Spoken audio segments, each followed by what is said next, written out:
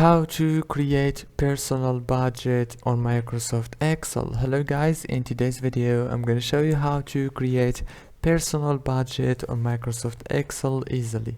So first thing, go to Excel and go to the top right here and search for personal budget like this, and right here you will find many options.